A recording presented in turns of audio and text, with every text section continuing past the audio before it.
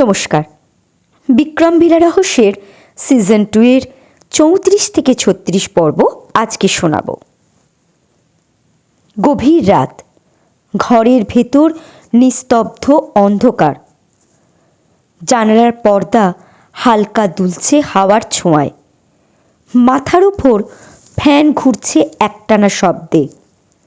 তন্ময় স্নিগ্ধার পাশে ঘুমিয়ে, এক হাত আলতোভাবে ওর গায়ে রাখা। অথচ স্নিগ্ধার চোখে এখনো ঘুম নেই। সে চুপচাপ তাকিয়ে আছে উপরের দিকে, কিন্তু মনের পর্দায় ঘুরে বেড়াচ্ছে সেই রহস্যময় ছবি, যেটা হাওয়ায় ভেসে এসেছিল, আবার হাওয়াতেই মিলিয়ে গিয়েছিল। সে ভাবতে লাগলো, ছবিতে দেখা সেই মহিলার পাশে দাঁড়িয়ে থাকা মেয়েটি কি বুলি, নাকি অন্য কেউ, যে বুলির সঙ্গে কেবল ছবি তুলেছে? কিন্তু দাঁড়ানোর ভঙ্গি, মুখের আদল দেখে মনে হয়েছে ওই মহিলারই মেয়ে বুলি। তাহলে কি রিনি বুলির মা নয়? হঠাৎ তার মনে হলো, রিনি কি দত্তক নিয়েছে বুলিকে? তবে সেই মহিলা বুলির জন্মদাত্রী কি মা? আর একটা বিষয় তাকে অস্বস্তিতে ফেলছে। ছবির সেই মহিলা আর মেয়েটির নিম্নাঙ্গে লালচে দাগের মতো ছিল কেন? সেটা কি শুধুই কাকতালীয় কিছু, নাকি তার ভেতরে লুকিয়ে আছে আরেকটি অজানা গল্প? হঠাৎ বুলির পুতুলগুলোর কথা মনে পড়ল তার।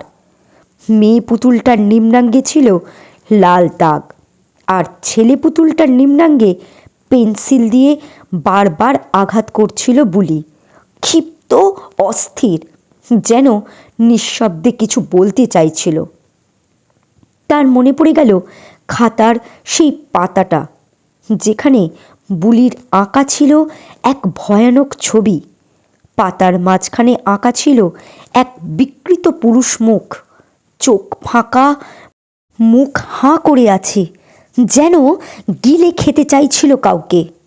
লম্বা দুটি হাত বাড়িয়েছিল পাতার নিচের কোণায় কুঁকড়ে বসে থাকা একটা ছোট্ট মেয়ের দিকে, যার চোখে স্পষ্ট ভয় ছিল। সবচেয়ে অস্বাভাবিক অংশটা ছিল পুরুষটির শরীরের নিচে একটা লাঠির মতো আকৃতি, চারপাশে এলোমেলো আঁকিবুকি। সে নিশ্চিত ওই লাঠিটা হলো পুরুষাঙ্গ। সে বুঝতে পারল বুলির ওপর শারীরিক নির্যাতন হচ্ছে, যার জন্য সে তীব্র ক্ষোভ থেকে ছেলে পুতুলটার নিম্নাঙ্গে বারবার আঘাত করছিল। স্নিগ্ধার বুকটা ধক করে উঠল। তার মনে হলো বুলি নিজেই নির্যাতনের শিকার। ছবিগুলো ওর মনের ভেতরের কথা বলছে। ভাষা না পেয়ে নিজের যন্ত্রণাগুলো এইভাবেই প্রকাশ করছে ও। তার হঠাৎ মনে পড়ে গেল বুলির খুঁড়িয়ে হাঁটার কথা। শ্রেয়া বলেছিল পড়ে গিয়ে পায়ে আঘাত পেয়েছে বুলি, কিন্তু স্নিগ্ধার এখনো মনে হচ্ছে শ্রেয়া ঠিক বলেনি। তার মুখেও সে ভয়ের ছায়া দেখেছিল। রিনি একবার বলেছিল গৌতমের সাপের কামড়ে মৃত্যুর পর থেকেই বদলে গেছে বুলি। বলেছিল সেই সাপটাকে দেখার পর থেকেই ওর মধ্যে আতঙ্ক ভর করছে। কিন্তু স্নিগ্ধার এখন মনে হচ্ছে রিনি কিছু লুকাচ্ছে। তার মনে পড়ল সে একদিন বলেছিল বুলি শুধু শোকে নয়, ও যেন কিছু দেখেছে বা কিছু হয়েছে ওর সঙ্গে।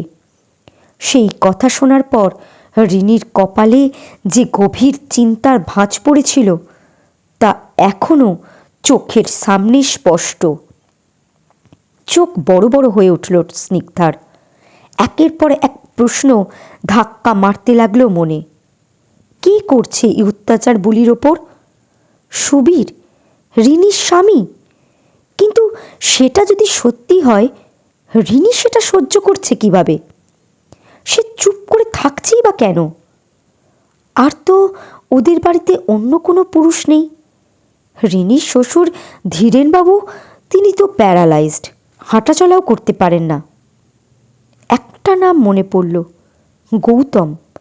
তবে কি সেই বেঁচে থাকতে, নাকি ওই কালো বাইকে চড়ে আসা বাইরের লোকগুলো, অথবা রিনিদের বাড়ির পিছনের দিকে গত রাতে একজন মহিলার সঙ্গে যে পুরুষটিকে যেতে দেখেছিল সে কে? কিন্তু কে করছে সেটা এখন জানা দরকার নয়। প্রথমে বুলিকে বাঁচাতে হবে, এক্ষুনি কিছু করতে হবে, না হলে দেরি হয়ে যাবে চিরতরে। স্নিগ্ধা মনে মনে সিদ্ধান্ত নিল আর দেরি নয়, আজ রাতেই যাবে থানায়। সে তন্ময়ের হাতটা তার গায়ের ওপর থেকে সরিয়ে ধীরে ধীরে উঠে বসল, চোখে একরাশ আতঙ্ক। তন্ময়ও নড়ে উঠল, ঘুম চোখে বলল, কি হয়েছে, উঠলে কেন? স্নিগ্ধা কিছু বলল না। তার হাত পা কাঁপছে, তার শরীর ভিজে গেছে ঘামে। তন্ময় আলো জ্বালালো, চোখ মেলে তাকিয়ে বলল, স্নিগ্ধা, তুমি ঠিক আছো? শরীর খারাপ লাগছে? স্নিগ্ধা কাঁপা গলায় বলল, থানায় চলো। তন্ময় অবাক হলো, সে দেওয়াল ঘড়ির দিকে তাকালো, রাত 3টে। সে বলল, এখন কি হয়েছে বলো তো? স্নিগ্ধা ধীরে ধীরে কাঁপা গলায় বলল, আমার মনে হচ্ছে বুলি যৌন নির্যাতনের শিকার, এক্ষুনি কিছু করতে হবে। তন্ময় স্তব্ধ হয়ে গেল, তারপর মাথা নাড়িয়ে বলল, এভাবে অনুমানের ভিত্তিতে থানায় গিয়ে অভিযোগ করা ঠিক হবে না, প্রমাণ ছাড়া কিছু করা উচিত নয়। স্নিগ্ধা বলল, আমি ভুল ভাবছি না। সেদিন আমি রিনি আর তার স্বামী সুবীরের কোলে বুলিকে স্বচ্ছন্দ বোধ করতে দেখিনি। ওর চোখে যেন ছিল এক চাপা ভয়, খুঁড়িয়ে হাঁটছিল। যদিও শ্রেয়া বলেছিল বুলি নাকি পড়ে গিয়ে চোট পেয়েছে, কিন্তু এখন আমার মনে হচ্ছে ওই চোট পড়ে যাওয়ার নয়, সব কিছু মিলিয়ে মনে হচ্ছে ওর উপর শারীরিক নির্যাতন হচ্ছে। তন্ময় দীর্ঘশ্বাস ফেলে বলল, এখন শুয়ে পড়ো, কাল সকালে চিন্তা করে দেখব। কিন্তু যদি দেরি হয়ে যায়? তন্ময় ধীরে ধীরে চোখ বুজে ফেলে বলল, হঠাৎ করে কোনো সিদ্ধান্ত নিলে ভুল হতে পারে স্নিগ্ধা, সকাল পর্যন্ত অপেক্ষা করো। তন্ময় ঘুমিয়ে পড়ল। স্নিগ্ধা চুপচাপ শুয়ে থাকল, চোখ খোলা। তার ভেতরে অদ্ভুত এক অস্থিরতা দানা বাঁধছে। সে ভাবল, যদি দেরি হয়ে যায়, যদি ছোট্ট মেয়েটার প্রাণটা নিঃশব্দে থেমে যায়। না না, আমি এটা হতে দেব না। ঘরটা নিঃশব্দ, শুধু দেওয়াল ঘড়ির কাঁটার আওয়াজ টিক টিক টিক, আর স্নিগ্ধার বুকের ভেতরে নিঃশব্দে জমে উঠল এক ঝড়। স্নিগ্ধা ভাবল, কাকুকে সঙ্গে করে থানায় নিয়ে যাব। চুপচাপ উঠে খাট থেকে নেমে পড়ল সে, পোশাক পাল্টে নিঃশব্দে দরজা খুলে নিচে নামল। নিচে নেমে দেখল চারপাশ নিস্তব্ধ, কোথাও কোনো সাড়া নেই। ভুবনবাবুর ঘরের দিকে তাকালো সে, দরজা বন্ধ। ভাবল, কাকুর হয়তো রাতে ভালো ঘুম হয়নি, তাই ভোর রাতের দিকে ঘুমাচ্ছে। এ সময় ডাকাটা ঠিক হবে না। সে আর ডাকল না, ধীরে পা ফেলে চলে গেল বারান্দায়। তালায় হাত দিতে যাবে, ঠিক তখনই পিছন থেকে মালিনীর গলা শুনতে পেল। কোথায় যাচ্ছ বৌদি? বাইরে তো এখনো অন্ধকার। স্নিগ্ধা চমকে ফিরে তাকিয়ে বলল, তুমি উঠেছ কেন? ঘুম ভেঙে গেল, তাই ভাবলাম রান্নার কিছু কাজটা এগিয়ে রাখি। হরিপদর ঘরে শুয়েছিল মালিনী, আর হরিপদ সুরেনবাবুর ঘরে শুয়ে আছে। স্নিগ্ধা ছোট করে বলল, গেটটা বন্ধ করে দাও। তারপর আর কিছু না বলে বেরিয়ে গেল বাড়ি থেকে। সে সোজা থানায় গেল। ডিউটিরত অফিসারের সামনে গিয়ে দাঁড়িয়ে দৃঢ় কণ্ঠে বলল, আমি অভিযোগ জানাতে এসেছি। বুলি নামে একটি 4-4.5 বছরের ছোট্ট মেয়ে যৌন নির্যাতনের শিকার হচ্ছে। তার গলায় অটল ধ্বনি, চোখে আতঙ্ক আর ক্ষোভ মিলে মিশে তৈরি হয়েছে এক আশ্চর্য জেদ। ডিউটি অফিসার, নাম ইন্সপেক্টর দত্ত, কথাটা শুনে অবাক হলেন। তিনি চোখ সরু করে স্নিগ্ধার দিকে তাকিয়ে বললেন, আপনি বলছেন একটা শিশুকে যৌন নির্যাতন করা হচ্ছে? কারা করছে? কোথায়? স্নিগ্ধা গলা শক্ত করে বলল, আমার বান্ধবী রিনির বাড়িতে এই ঘটনা ঘটছে। আমি জানি না ঠিক কে করছে, কিন্তু নিশ্চিতভাবে কেউ একজন করছে। ওই বাড়িতে দুজন পুরুষ আছে, রিনির স্বামী সুবীর আর তার বাবা ধীরেনবাবু। ধীরেনবাবু প্যারালাইজড, বিছানায় শুয়ে থাকেন বেশিরভাগ সময়। ওদের বাড়িতে গত রাতে বাড়ির পিছনের দিকে লোক যেতে দেখেছিলাম। আর একটা কথা, আমি মনে করি বুলি হয়তো ওদের জৈবিক মেয়ে নয়। আর সবচেয়ে যেটা গুরুত্বপূর্ণ, বুলি কথা বলতে পারে না, বোবা, তাই নিজের যন্ত্রণার কথাও সে বলতে পারে না। ইন্সপেক্টর দত্ত একটু ধৈর্য ধরে শুনেই জিজ্ঞাসা করলেন, আপনার হাতে কোনো প্রমাণ আছে? মেডিকেল রিপোর্ট, ছবি বা অন্য কিছু?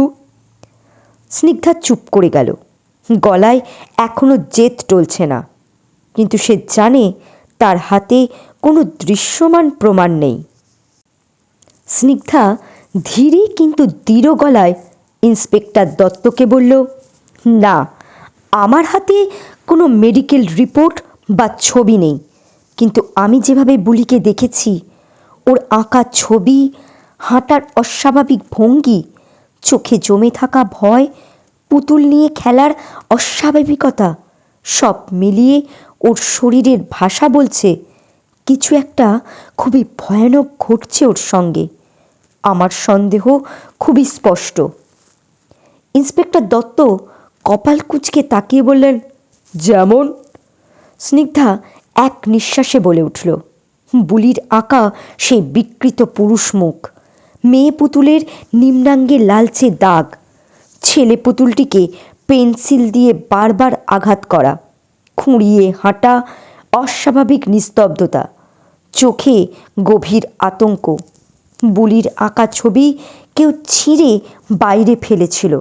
আর সবচেয়ে বেশি চোখে পড়েছে রিনিদের বাড়িতে সে গেলে তাদের মুখে বিরক্তি ভাব। সব কিছু যেন মিলেমিশে একটা ভয়ানক, অস্পষ্ট অথচ স্পষ্ট ইঙ্গিতপূর্ণ ছবির কোলাজ তৈরি করছে। তবে স্নিগ্ধা ইচ্ছাকৃতভাবেই চেপে গেল একটা বিষয়ের কথা। সে বলল না সেই রহস্যময় আত্মার কথা, যে তাকে বলেছিল, আমার মেয়ের বড় বিপদ, আমার মেয়েকে বাঁচাও।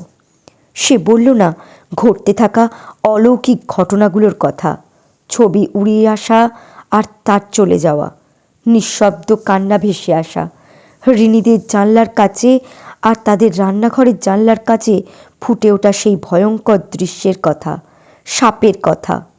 এসব কিছু বললে এই অফিসাররা তাকে অবিশ্বাস তো করবেনই, বরং উল্টে তার মানসিক স্থিতি নিয়ে সন্দেহ করতে পারে। স্নিগ্ধা তা খুব ভালো করেই জানে, তাই সে জানে যতটুকু বলেছে সেটাই যথেষ্ট। দৃশ্যমান কোনো প্রমাণ না থাকলেও তদন্ত শুরু করার মধ্যেও যথেষ্ট ভিত্তি সে তৈরি করে দিয়েছে। ইন্সপেক্টর দত্ত কিছুক্ষণ চুপ করে রইলেন। তার চোখের ভেতর একরকমের দ্বিধা। স্পষ্ট বোঝা যাচ্ছে তিনি পুরোপুরি বিশ্বাস করছেন না, কিন্তু এড়িয়ে যাওয়ারও উপায় নেই। শিশু নির্যাতনের অভিযোগ, পক্সো আইন বলছে এমন অভিযোগকে হালকাভাবে নিলে চলবে না।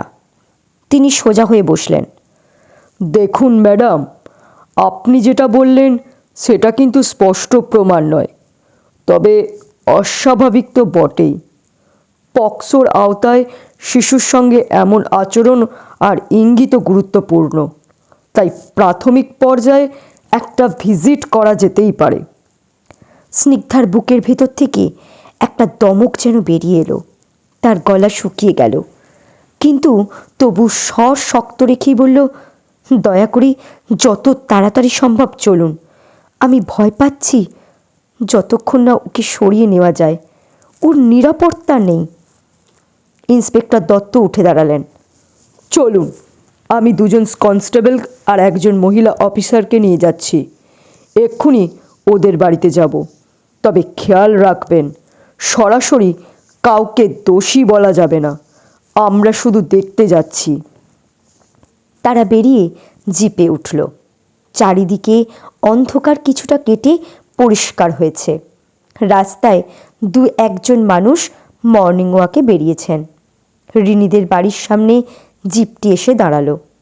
স্নিগ্ধা, ইন্সপেক্টর দত্ত, একজন মহিলা কনস্টেবল এবং দুজন পুরুষ অফিসার নামলেন পুলিশের জিপ থেকে। মহিলা কনস্টেবল এগিয়ে গিয়ে গেটের বাইরে থাকা কলিং বেল চাপলেন। বেল বেজে ওঠার কিছুক্ষণ পরই ট্যাগ করে খুলে গেল গেট। গেটে দাঁড়ানো সুবীর, চোখে ঘুম ঘুম ভাব, মুখে ক্লান্তি আর বিরক্তি একসাথে মিশে আছে। গলা রুক্ষ, কণ্ঠে বিস্ময় মেশানো বিরক্তি। এই ভোরবেলা পুলিশ? আবার কি আমাদের বাড়ির সামনে রাস্তায় সাপের কামড়ে কারোর মৃত্যু হয়েছে? ইন্সপেক্টর দত্ত মাথা নাড়লেন। না। তারপর পকেট থেকে আইডি কার্ড বের করে দেখালেন এবং পরিচয় দিলেন। গম্ভীর স্বরে বললেন, একটি শিশুর ওপর সম্ভাব্য যৌন নির্যাতনের অভিযোগ এসেছে। তদন্তের স্বার্থে আমরা কিছু প্রশ্ন করব এবং আপনার বাড়ির ভেতর একটু ঘুরে দেখতে চাই। সুবীরবাবু থমকে গেলেন। চোখ মুখ বিস্ময়ে কুঁচকে উঠল। শিশুর ওপর নির্যাতন? তার চোখ সরাসরি গিয়ে ঠেকল স্নিগ্ধার মুখে। চোখ সরু করে বললেন, আপনি আপনি করেছেন এই অভিযোগ? এই ভোরে পুলিশ নিয়ে চলে এলেন?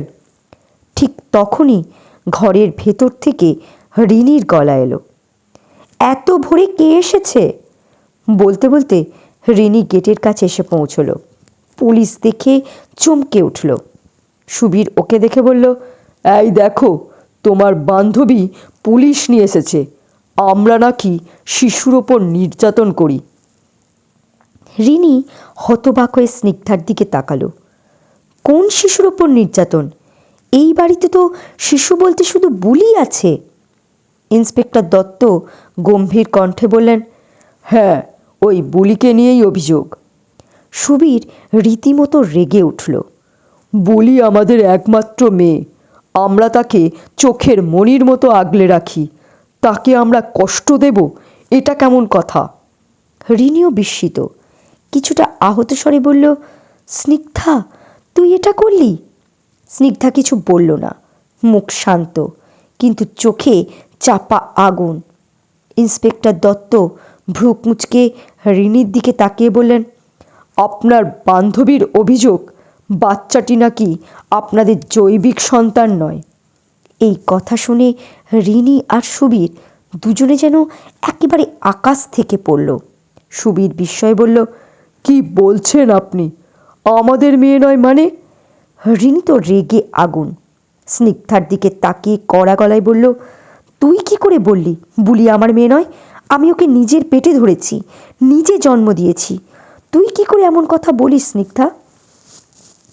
স্নিগ্ধা চুপ, মুখে কোনো উত্তর নেই, কিন্তু চোখে এক ধরনের অদৃশ্য দৃঢ়তা। পুলিশরা ভেতরে ঢুকল, সঙ্গে স্নিগ্ধা, রিনি আর সুবীরও। বসার ঘরে ঢুকে সবাই খানিকটা থমকে গেল। বুলি আগের দিনে সেই ছেলে পুতুলটা আর মেয়ে পুতুলটা নিয়ে খেলছে, খিলখিল করে হাসছে। পাশে বসে আছে শ্রেয়া, সেও হাসছে। বুলির মুখে নিষ্পাপ খুশির ছাপ, কোথাও কোনো ভয় নেই। ইন্সপেক্টর দত্ত চোখ মুচকে জিজ্ঞাসা করলেন, এই মেয়েটাই বুলি? সুবীর মাথা নাড়লেন, হ্যাঁ স্যার, ওই আমাদের বুলি। পুলিশের পোশাক দেখে বুলি পুতুল ফেলে দৌড়ে গিয়ে রিনির কোলে উঠে পড়ল, শক্ত করে আঁকড়ে ধরল তাকে। রিনিও বুকের মধ্যে চেপে ধরল মেয়েকে। মা মেয়ের সেই দৃশ্য যেন এক অনাড়ম্বর কিন্তু গভীর ভালোবাসার প্রকাশ। ইন্সপেক্টর দত্ত স্নিগ্ধার দিকে ফিরে বললেন, কণ্ঠে সামান্য বিরক্তির ছাপ নিয়ে। আপনি তো বলছিলেন মেয়েটি খুঁড়িয়ে হাঁটে, দেখলেন তো দিব্যি দৌড়ে গেল। স্নিগ্ধা নিজেও স্তব্ধ। এই সেই বুলি যার চোখে সবসময় ভয় দেখেছে সে, আর তাকে খুঁড়িয়ে হাঁটতে দেখেছে। তার চোখ স্থির হলো বুলির দিকে। বুলি এখন রিনির কোলে মুখ গুঁজে বসে আছে। স্নিগ্ধা বলল, বুলি এদিকে একবার তাকাও। কিন্তু বুলি আরও শক্ত করে রিনিকে জড়িয়ে ধরল, মুখ তুলল না। রিনি স্নিগ্ধার দিকে ফিরে চেঁচিয়ে উঠল, এ কী করছিস তুই স্নিগ্ধা?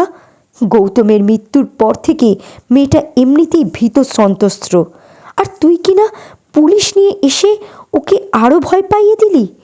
কেন করলি এটা? মহিলা কনস্টেবল বুলিকে আলাদা করে কিছু প্রশ্ন করতে চাইলেন, কিন্তু সেটা এতটা সহজ হলো না। বুলিও কোনোভাবেই তার সঙ্গে যেতে চাইছে না। কনস্টেবল কোমল গলায় মমতা ভরা ভঙ্গিতে বললেন, চলো না মা, একটু আমার সঙ্গে এসো, ভয় নেই। কিন্তু বুলি রিনির হাত আঁকড়ে রইল আঁচলের মতো। তার চোখে স্পষ্ট আতঙ্ক, মুখে শব্দ নেই, কিন্তু চোখ যেন বলে দিল, তুমি না গেলে আমি একা কোথাও যাব না। অবশেষে পরিস্থিতি বুঝে কনস্টেবল বাধ্য হলেন রিনিকেও সঙ্গে নিতে। তিনজন একসঙ্গে গেলেন পাশের একটি ঘরে। সেখানে গিয়ে মহিলা কনস্টেবল খুব সন্তর্পণে শিশুসুলভ কোমলতায় বুলির মন জয়ের চেষ্টা করলেন। তার সামনে রাখলেন কিছু কাগজ, পেন্সিল আর পুতুল, যাতে সে একটু স্বাভাবিক হয়, খোলস ছেড়ে বেরিয়ে আসে। তারপর ধীরে ধীরে যতটা সম্ভব স্পর্শ বা মুখায়ব দেখে বোঝার চেষ্টা করলেন বুলির শরীরে কোথাও কোনো আঘাতের চিহ্ন আছে কিনা, কিংবা আচরণে কিছু অস্বাভাবিকতা ধরা পড়ে কিনা। কিছুই মেলেনি। না শরীরে কোনো দাগ, না মুখভঙ্গিতে কোনো অভিযোগের ইঙ্গিত। বুলি মাথা নিচু করে বসে রইল, চোখে এক অদ্ভুত নিঃশব্দ শূন্যতা। এরপর মহিলা কনস্টেবল ঘরের ভেতর খুঁজে দেখলেন স্নিগ্ধার বলা সেই খাতা, পুতুল, আঁকা ছবিগুলো কোথায়। কিন্তু আশ্চর্যজনকভাবে কিছুই মিলছে না, যেন কোনো অদৃশ্য হাত সব সরিয়ে ফেলেছে আগে ভাগেই। ইন্সপেক্টর দত্ত বসার ঘরে বুলির ফেলে যাওয়া পুতুল দুটো হাতে নিয়ে স্নিগ্ধার দিকে তাকিয়ে এসে জিজ্ঞাসা করলেন, এই পুতুল দুটোর কথাই বলছিলেন আপনি? স্নিগ্ধা তাকিয়ে দেখে হালকা ঘাড় নাড়ল। হ্যাঁ। ইন্সপেক্টর দত্ত পুতুল দুটো ঘুরিয়ে ফিরিয়ে দেখে বললেন, এতে তো কোনো লাল দাগ নেই, অস্বাভাবিক কিছু চোখেও পড়ছে না। স্নিগ্ধা সঙ্গে সঙ্গে বলল, ছিল স্যার, আমি নিজে দেখেছি। মনে হচ্ছে এরা কেউ পুতুলগুলো পাল্টে ফেলেছে বা লাল দাগ উঠিয়ে ফেলেছে। ইন্সপেক্টরের মুখে একরকম বিরক্তির ছায়া ফুটে উঠল। তিনি মুখে কিছু বললেন না, কিন্তু স্পষ্ট বোঝা যাচ্ছে তিনি ধৈর্য হারাচ্ছেন। এরপর তিনি অন্য দুই অফিসারকে নির্দেশ দিলেন দোতলায় উঠে সব ঘর ভালো করে দেখে আসতে, কিছু পেলে বা অস্বাভাবিক কিছু মনে হলে জানাতে। দুই অফিসার সোজা সিঁড়ি দিয়ে ওপরে উঠে গেলেন। তাদের সঙ্গে সুবীরও দোতলার দিকে রওনা দিল। এই ফাঁকে ইন্সপেক্টর দত্ত নিচতলার ঘরগুলো একে একে ঘুরে দেখছেন। স্নিগ্ধা আর রিনিও নীরবে তার সঙ্গ নিচ্ছে। একজনের চোখে উদ্বেগ, অন্যজনের মুখে চাপার রাগ। ইন্সপেক্টর দত্ত করিডোরের ভেতরে এগিয়ে এলেন। প্রথমে থামলেন ধীরেনবাবুর ঘরের সামনে। দরজাটা ভেজানো আছে। রিনি এগিয়ে গিয়ে হালকা ঠেলতেই খুলে গেল। ভেতরে চোখ রাখতেই দেখা গেল ধীরেনবাবু প্যারালাইসিসে আক্রান্ত শরীর নিয়ে নিস্পন্দ হয়ে বিছানায় শুয়ে আছেন। মুখে মাস্ক, চোখ বন্ধ, নিঃশ্বাস চলছে ধীরে ধীরে। বিছানার পাশে চুপচাপ বসে আছেন তার স্ত্রী, চোখে অনিদ্রার ক্লান্তি, মুখে দীর্ঘ সেবার নিঃশব্দ ভাষা। ইন্সপেক্টর দত্ত দরজার কাছে দাঁড়িয়ে কিছুক্ষণ তাকিয়ে রইলেন। তারপর কিছু না বলে মাথা নেড়ে ধীরে ধীরে পা টিপে ঘর থেকে বেরিয়ে এলেন। পিছনে চুপচাপ বেরিয়ে এলো স্নিগ্ধা আর রিনিও। এরপর করিডোরের একেবারে শেষ প্রান্তের সেই অগোছালো ঘরটির সামনে এসে দাঁড়ালেন। দরজাটা আজ খোলা, জানলা দরজা সবই বন্ধ, তাই ঘরের ভেতরটা আবছা দেখা যাচ্ছে। রিনি এগিয়ে এসে ঘরের আলোটা জ্বালিয়ে দিল। আলো জ্বলতেই ঘরটির আসল চেহারা ধরা পড়ল। চারপাশের জিনিসপত্র এলোমেলো ছড়িয়ে আছে। এক কোণে উল্টে পড়ে আছে ভাঙা একটা চেয়ার, মেঝেতে ধুলোর আস্তরণ। ঘরের একপাশে স্তূপ করে রাখা পুরনো খবরের কাগজের ওপর রাখা একটি মলিন খাতা চোখে পড়ল। ইন্সপেক্টর দত্ত ঘরে ঢুকে সেই খাতাটি হাতে তুলে নিলেন। ধুলোমাখা মলাট ঝেড়ে ধীরে ধীরে পাতা উল্টাতে লাগলেন। পাতায় ছোট্ট শিশুর হাতে আঁকা ছবি, ফুল, ফল, কলা, আম, গাছপালা, বাড়িঘর, একেবারে সাধারণ সব আঁকিবুকি। কোনো অস্বাভাবিকতা নেই, কোনো বিকৃত চিত্রও নেই। খাতার ভেতরের পাতা ছিঁড়ে ফেলা হয়েছে বলে মনেও হলো না তার। ইন্সপেক্টর দত্ত নিঃশব্দে খাতাটা আগের জায়গায় রেখে দিলেন। একবার চারপাশে চোখ বুলিয়ে নিয়ে ঘর থেকে বেরিয়ে গেলেন পিছনের দরজার দিকে। দরজাটার ছিটকিনি দেওয়া আছে, তিনি সেটা খুলে বাইরে পা রাখলেন। স্নিগ্ধাও সঙ্গে সঙ্গে বেরিয়ে এলো তার পিছনে। পায়খানার ট্যাঙ্কির ওপরে থাকা লতানো গাছের দিকে এগিয়ে গিয়ে স্নিগ্ধা ইশারা করে বলল, এই জায়গাটাতেই আমি বুলির আঁকা ছেঁড়া ভিজে ছবির টুকরোগুলো দেখেছিলাম। লতানো গাছের পাতার ফাঁকে ওগুলো ছড়িয়েছিল। একটা কাগজের টুকরো তো এখানেই নিচে পড়েছিল। ইন্সপেক্টর দত্ত কিছু না বলে মাথা ঝুঁকিয়ে তাকালেন। স্নিগ্ধাও নিজেও হাত বাড়িয়ে লতাগুলোর ফাঁকে ফাঁকে খুঁজতে লাগলো। একের পর এক জায়গা খুঁজল, কিন্তু কোথাও কিছু নেই, একটাও কাগজের টুকরো নেই। স্নিগ্ধা থমকে দাঁড়ালো। তার মনে স্পষ্ট হলো রিনিরা সব কাগজের টুকরোগুলো তুলে ফেলেছে, হয় পুড়িয়ে দিয়েছে, না হয় এমন কোথাও ফেলে দিয়েছে যাতে আর কেউ তা খুঁজে না পায়। ইন্সপেক্টর চারপাশটা নিঃশব্দে খতিয়ে দেখলেন, তারপর ঘরের ভেতর ফিরে গেলেন। স্নিগ্ধা আর রিনিও চুপচাপ পিছন পিছন এলো। বসার ঘরে ফিরে এসে ইন্সপেক্টর দত্ত শ্রেয়ার সঙ্গে কিছুক্ষণ কথা বললেন। শ্রেয়া শান্তভাবে বলল, স্যার, আমি এদের বাড়িতে কাজ করি, খুব ভালো মানুষেরা, এরকম কিছু ভাবতেই পারছি না। রিনি বুলির জন্ম সনদের কপি এনে ইন্সপেক্টর দত্তর হাতে দিল। দত্ত কাগজটা মনোযোগ দিয়ে দেখে নিলেন, কিছু প্রশ্ন করলেন, উত্তরও পেলেন। সব কিছু দেখে কাগজ রিনির হাতে ফিরিয়ে দিলেন। তিনি স্নিগ্ধার দিকে তাকিয়ে ধীরে ধীরে বললেন, অস্বাভাবিক কিছুই তো পেলাম না ম্যাডাম। ঠিক সেই সময় দোতলা থেকে নেমে এলো দুই অফিসার। তাদের একজন বললেন, সন্দেহজনক কিছুই পাইনি স্যার, সব ঘর ভালো করে দেখলাম, কোনো রকম অস্বাভাবিক নেই। ঘর থেকে বেরিয়ে এলেন মহিলা কনস্টেবল। তার মুখেও সেই একই কথা। বুলিকে স্বাভাবিকই মনে হলো, না শরীরে কোনো চিহ্ন, না চোখে মুখে অস্বাভাবিক কিছু। ঘরেও কিছু পাওয়া যায়নি।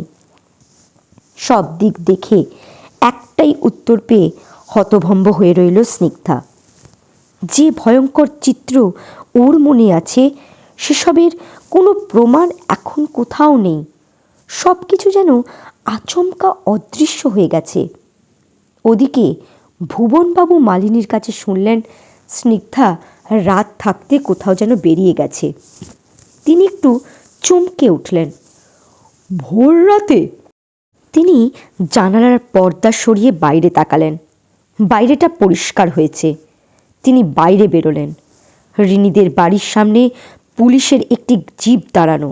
গেটের সামনেই কয়েকজন প্রতিবেশী দাঁড়িয়ে, মুখে বিস্ময় আর কৌতূহলের ছাপ। ভুবনবাবু থমকে দাঁড়িয়ে এক মুহূর্ত চুপচাপ দেখলেন দৃশ্যটা। তারপর ধীরে ধীরে রিনিদের বাড়ির দিকে এগিয়ে গেলেন। মনে মনে ভাবতে লাগলেন, আবার কি ঘটল? এত ভোরে পুলিশ এলো কেন? স্নিগ্ধামা কি রিনিদের বাড়িতেই গেছে? দোতলায় তন্ময়ের ঘুম ভেঙে গেল। বিছানার পাশে হাত বাড়িয়ে স্নিগ্ধাকে না পেয়ে সে একটু চমকে উঠল। স্নিগ্ধা! কোনো সাড়া নেই। তাড়াতাড়ি উঠে বাথরুমে উঁকি দিল। বাথরুম খালি। সে ভাবল, স্নিগ্ধা কি সত্যি একা থানায় চলে গেছে? সন্দেহ আরও দৃঢ় হলো। সে পূর্ব পাশের জানালা দিয়ে ঝুঁকে রিনিদের বাড়ির সামনের দিকে তাকালো। রিনিদের বাড়ির সামনে একটা পুলিশের জিপ দাঁড়িয়ে আছে দেখল। তন্ময়ের বুকটা ধক করে উঠল। সে তড়ি ঘড়ি নিচে নেমে রিনিদের বাড়ির দিকে ছুটল। তন্ময় গেটের ভিড় ঠেলে ভেতরে ঢুকে পড়ল। তারপর বারান্দায় উঠে বসার ঘরে গেল। ভেতরে প্রবেশ করতেই চোখে পড়ল বসার ঘরে থমথমে পরিবেশ। স্নিগ্ধা এক কোণে চিন্তিত মনে দাঁড়িয়ে আছে। ইন্সপেক্টর দত্ত দাঁড়িয়ে গম্ভীর মুখে কথা বলছেন। সুবীর আর রিনি গম্ভীর মুখে দাঁড়িয়ে আছে। ভুবনবাবুও পিছন পিছন এসে দাঁড়ালেন চুপচাপ। ইন্সপেক্টর দত্তর কণ্ঠে স্পষ্ট বিরক্তির ছাপ। তিনি স্নিগ্ধাকে বললেন, ম্যাডাম, আপনি যেটা বলেছিলেন তার কোনো দৃশ্যমান প্রমাণ মেলেনি। শিশুটির শরীরে বা আচরণে আপাতত কিছু সন্দেহজনক ধরা পড়েনি। আপনার বক্তব্য একান্তই অনুমান নির্ভর। এভাবে কারোর বিরুদ্ধে গুরুতর অভিযোগ আনার আগে আপনার কাছে প্রমাণ থাকা উচিত। খামোকা আমাদের সময় নষ্ট করালেন। এই মুহূর্তেই সুবীর গর্জে উঠল, এটা আমাদের স্পষ্ট অপমান অফিসার। আমাদের ঘরোয়া পরিবেশকে টেনে এনে এই মিথ্যে নাটক তৈরি করা হয়েছে। আমাদের সম্মানহানি ঘটানো হচ্ছে। সে তন্ময়ের দিকে ঘুরে দিয়ে একরকম চেঁচিয়ে বলল, আপনার স্ত্রী মানসিকভাবে অসুস্থ হয়ে পড়েছেন মিস্টার তন্ময়। আমি বলছি, এনাকে ভালো কোনো সাইকিয়াট্রিস্টকে দেখান, না হলে ইনি পাগলি হয়ে ঘুরবেন। রিনিও পাশে দাঁড়িয়ে আছে, চুপচাপ, মুখে অপমানের ছাপ, চোখ অন্যদিকে ফিরিয়ে রাখা। বুলি শক্ত করে আঁকড়ে আছে রিনিকে। স্নিগ্ধা এক দৃষ্টিতে বুলির মুখের দিকে তাকালো। মুখে যেন একটা মৃদু হাসি, কিন্তু স্নিগ্ধার মনে হলো এই হাসি সত্যি নয়। এই নকল হাসির আড়ালে লুকিয়ে আছে এক গভীর ব্যথা, যেটা অন্য কেউ না বুঝলেও স্নিগ্ধা ঠিক বুঝতে পারছে। তন্ময়ের মুখ প্রথমে থমথমে, তারপর কঠিন হয়ে উঠল। সে ধীরে ধীরে স্নিগ্ধার দিকে তাকিয়ে এগিয়ে গেল, হাত ধরে বলল, চলো স্নিগ্ধা, এখানে আর এক মুহূর্ত থাকা উচিত নয়। স্নিগ্ধা মাথা নিচু করে দাঁড়িয়ে আছে, চোখের কোণে জল টলমল করছে, তবুও ঠোঁট শক্ত, মুখে জেদ চেপে বসেছে। ভেতরে ভেতরে সে নিজেকে বলল, আমি জানি এই বাড়িতে কিছু একটা চলছে, যেটা কেউ দেখছে না, কেউ দেখতেও চাইছে না, কিন্তু আমি থামব না। এই রহস্য আমি ভেদ করেই ছাড়ব। সে কোনো কথা না বলে তন্ময়ের হাত শক্ত করে ধরল। ধীরে ধীরে পা বাড়িয়ে বাইরে বেরিয়ে এলো। ভুবনবাবুও নিশ্চুপে তাদের পিছন পিছন বেরিয়ে এলেন, কারোর দিকে না তাকিয়ে, কারোর সঙ্গে কিছু না কথা বলে। পিছনে রয়ে গেল সাদা মেঝের ওপর নিঃশব্দে দাঁড়িয়ে থাকা পুলিশ সদস্যরা। স্তব্ধ মুখে ঠায় দাঁড়িয়ে রিনি, চোখ গরম করে গোমরা মুখে চুপ করে থাকা সুবীর, আর গেটের বাইরে গুঞ্জন করতে থাকা কৌতূহলী প্রতিবেশীদের ভিড়। ঘরের ভেতর যেন জমে রইল এক অদৃশ্য স্তব্ধতা, যেটা কাগজে ধরা পড়ে না, তবু বাতাসে ছড়িয়ে থাকে নীরব অথচ ভারী। আজকে শুনলেন বিক্রমভিলা রহস্যের সিজন 2 এর 34 থেকে 36 নম্বর পর্ব। পরবর্তী পর্ব খুব শীঘ্রই চলে আসবে। ধন্যবাদ।